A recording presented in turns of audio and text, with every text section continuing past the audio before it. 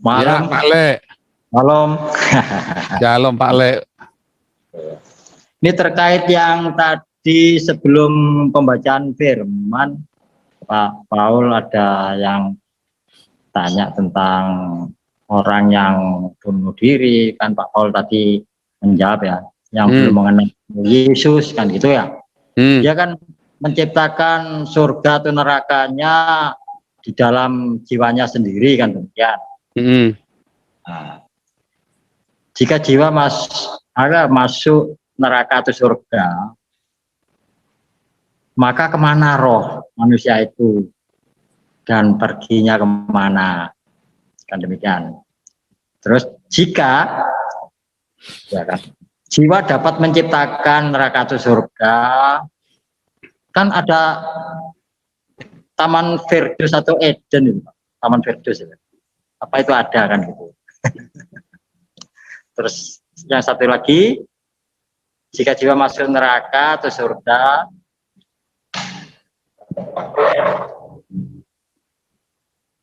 terus pengangkatan nanti roh atau jiwa itu oleh siapa? Mungkin ada ayat pendukungnya, Pak Paul. Nah ini, karena kalau orang berbuat baik, umpama gitu belum mengenal Yesus dan demikian, atau berbuat jahat, telah meninggal. Demikian Pak Paul. Ya, ini ya, itu nanti ada di pelajaran tubuh, jiwa, dan roh ya. Nah, itu udah bolak-balik kita ini kan terus ini. Ini saya share screen ya. Roh itu kemana roh? Nah, roh itu kembali kepada pencipta lah. Nah, dari Pengkhotbah 12 ayat 7. Pengkhotbah 12 ayat ke-7 ya. Dan debu kembali menjadi tanah seperti semula, dan roh kembali kepada Allah yang mengaruniakannya. Roh itu kembali kepada Allah yang mengaruniakannya. Ya. Itu begitu. Lah jiwanya dihakimi. Jiwa manusia itu tuh dihakimi. Ya kan? Oh, tetap dihakimi ya. Nah, jadi begini.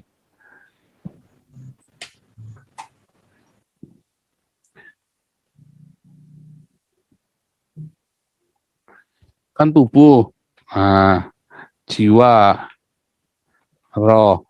Tadi kan, kalau tubuh ini kan tadi Pengkhotbah 12 ayat 7 kan, kembali jadi tanah kan, rohnya Pengkhotbah 12 ayat 7 juga kan, kembali kepada penciptanya, kembali kepada Allah. Nah, jiwanya ini yang dihakimi. Ada dua nih, kalau dia percaya Yesus, maka kalau dia tidak percaya Yesus, dia akan dihakimi. Dihakimi dan dihukum, dibinasakan di namanya neraka. Bahasanya itu bukan neraka ya, bahasa itu yang benar adalah Gehinom atau Gehenna. Nah, kalau bahasa Arab itu Jahanam itu loh. Yang benar itu Jahanam itu loh. Gehinom, Gehenna, Jahanam. Nah, itu sama itu. Gehinom itu bahasa Ibrani, Jahanam itu bahasa Arab. Itu dihakimi jiwanya itu. Nah, lalu kalau dia percaya Yesus, kalau dia percaya, maka dia akan masuk ke paradise. Itu contohnya Lazarus, ya contohnya orang di sebelah kanannya Yesus. Nah, ini ada di dalam 1 Korintus 12 ya, atau 2 Korintus 12. Paulus itu dikasih penglihatan tentang paradise, paradiso. Nah, bahasa Arabnya itu Firdaus itu loh. Itu paradiso, paradiso. Nah, terus dia Firdus gitu kan. Nah, Firdaus itulah paradiso itu dalam bahasa Yunaninya. Nah, kalau dalam bahasa ininya ya Eden itulah. Eden, Taman Firdaus itu Eden, Taman Allah. Nah, itulah yang dimaksud. Tetapi nanti setelah Yesus pada waktu sangkakala dibunyikan, ya itu ada di mana itu 2 Korintus, ada di 2 Korintus 15 ya, atau 1 Korintus 15, sebentar. Oh, 1 Korintus 15. 1 Korintus 15 ayat ke-50. Lihat, dalam sekejap mata pada waktu nafiri yang terakhir sebab nafiri akan berbunyi dan orang-orang mati akan dibangkitkan dalam keadaan tidak dapat binasa dan kita semua akan diubah. Nah, ini lagi cerita orang Kristen nih kalau lihat perikopnya. Jadi nanti pada nafiri terakhir sebelum kerajaan 1000 tahun, nanti mereka ini kan nunggu kan, terus dibangkitkan. Sama apa? Sama tubuhnya. Siapa yang membangkitkan rohnya? Maka dia balik tubuh jiwa roh. Rohnya akan kembali ke tubuhnya. Tanah, debu tanah ini nanti jadi tubuh kemuliaan bersama dengan jiwanya itu. Maka tubuh jiwa roh ini, dia dengan tubuh jiwa roh, dia dibangkitkan, dia masuk ke dalam kerajaan 1000 tahun, ya. Jadi manusia setengah dewa, manusia nggak bisa mati itu loh. Nah, kita jadi pemimpin-pemimpinnya, lalu orang-orang yang nggak percaya, ya, yang masih hidup, yang tersisa, itu jadi rakyat jelata di situ. Nah, kita itu jadi raja-rajanya. Nah, jadi nggak bisa mati kita.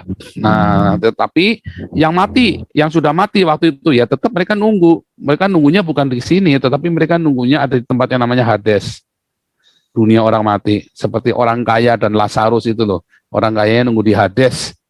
Sampai nanti hari penghakiman, sampai kerajaan 1000 tahun selesai. Kerajaan 1000 tahun selesai, nanti iblis dilepaskan, nanti orang-orang ini, rakyat jelata ini disesatkan. Lalu mereka semua dimasukkan ke neraka semua. Dimasukkan ke sini, termasuk Hades. Dimasukkan. Nah, ini berkaitan, maaf Pak Paul, saya salah. Berkaitan dengan pengabaran Injil kan. Kan ada orang-orang itu baik, semacam ateis, kan demikian. Dia baik. Yang tadi kan sesuai dengan jiwanya saat meninggal, kan demikian. Dia itu perbuatan baik, perbuatan buruk, kan demikian. Kalau mereka perbuatan buruknya, pasti dia itu dunianya buruk, kan demikian waktu meninggal di alamnya. Makanya bagaimana kalau orang itu tidak mengenal Tuhan tapi orang itu baik setelah meninggal, bagaimana jiwanya? Demikian Pak Paul. Kan tiap orang dihakimi menurut perbuatannya, Pak. Ya, ya. Ya kan? Ya kan? Ada di mana itu? Ada di tiap-tiap orang dihakimi menurut perbuatannya.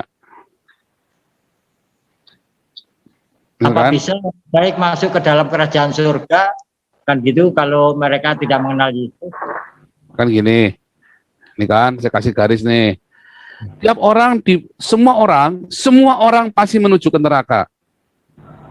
Karena semua orang sudah berbuat dosa, Roma 3 ayat 23, Roma 6 ayat 23, dan upah dosa adalah maut. Jadi mereka semua udah pasti masuk ke neraka. Ya. Ya, semua orang itu masuk ke neraka. Gitu. Ya, tetapi orang yang percaya kepada Tuhan Yesus, dia tidak akan mengalami ini. Makanya ada di Yohanes 3 ayat 18. Dia tidak akan dihakimi. Orang-orang yang percaya kepada Yesus tidak akan dihakimi. Dia akan nunggu di sini, di Firdaus, di Eden, di paradiso. Di paradiso. Ya kan? Tapi orang-orang ini nanti sebelum neraka itu ada yang namanya Hades. Hades itu sama dengan Sheol. Sheol, ya Sheol. Sama bahasa Ibrani, ini bahasa Yunani ya. Nunggu di sini. Dan nanti di akhir zaman mereka semua dihakimi. Dihakimi semua menurut perbuatannya. Ada yang perbuatannya, misalnya bayi yang baru lahir, 0 perbuatan jahatnya, perbuatan baiknya juga 0. Orang-orang lain yang ya ada yang perbuatan jahatnya, ya perbuatan baiknya cuma 2, jahatnya 10. Ada yang perbuatan baiknya 1, jahatnya 100. Ya pokoknya semua ada di sini. Dihakimi, ya jadi dia dihukum. Dihukumnya ya sesuai dengan perbuatannya. Tapi dia tetap ada di sini. Mau orang baik, orang jahat, pokoknya ada di situ. Tapi orang kalau percaya kepada Yesus, ya tadi kan jiwanya kan. Apa sih yang dihukum kan jiwanya kan? Dia menderita jiwanya kan? Ya. Jiwanya kan yang menderita kan? Nah, Pastor, lalu itu di Wahyu 22 ayat 12, Pastor, perbuatannya. Ya. Lalu, nah ini ya, dihakimi perbuatannya Wahyu 22 ayat 12 ya. Lalu orang-orang Kristen yang ada di sini, dia kan jiwanya didamaikan tadi. Masalahnya kan jiwa itu didamaikan, Pak.